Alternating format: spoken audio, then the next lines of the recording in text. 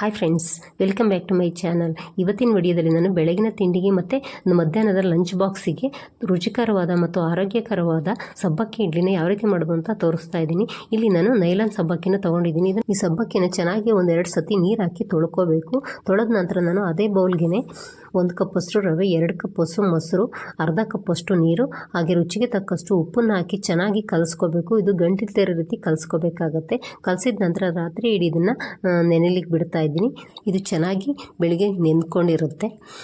ಈಗ ಅದಕ್ಕೆ ಸ್ವಲ್ಪ ಅಡುಗೆ ಸೋಡಾನ ಹಾಕ್ಕೊಂಡು ನಂತರ ಸ್ವಲ್ಪ ನೀರನ್ನ ಹಾಕ್ಕೊಂಡು ಚೆನ್ನಾಗಿ ಮಿಕ್ಸ್ ಮಾಡಿ ಅದನ್ನು ಇಡ್ಲಿ ಹಿಟ್ಟಿನ ಅದಕ್ಕೆ ಕಲಿಸ್ಕೊಳ್ಬೇಕಾಗತ್ತೆ. ಗಂಟಿಲ್ದೇ ಇರೋ ರೀತಿ ಚೆನ್ನಾಗಿ ಕಲಿಸ್ಕೊಂಡು ನಂತರ ಇಡ್ಲಿ ಪ್ಲೇಟ್ಗೆ ಸ್ವಲ್ಪ ಎಣ್ಣೆನ ಸವರ್ಕೊಂಡು ಇಡ್ಲಿ ಹಿಟ್ಟನ್ನು ಹಾಕಿ ಸುಮಾರಾಗಿ ಒಂದು 10 ರಿಂದ 12 ನಿಮಿಷಗಳ ಕಾಲ ಹೈ ಫ್ಲೇಮಲ್ಲಿ ಇದನ್ನು ಬೇಯಿಸ್ಕೊಂಡ್ರೆ ಸೂಪರ್ ಆದಂತಹ ಸಾಬುದಾನ ಇಡ್ಲಿ ರೆಡಿಯಾಗುತ್ತೆ. ಡೀಟೇಲ್ ಹಿಡಿಯಬೇಕು ಅಂದರೆ ರಿಲೇಟೆಡ್ ವೀಡಿಯೋನಲ್ಲಿ ಶೇರ್ ಮಾಡಿದ್ದೀನಿ.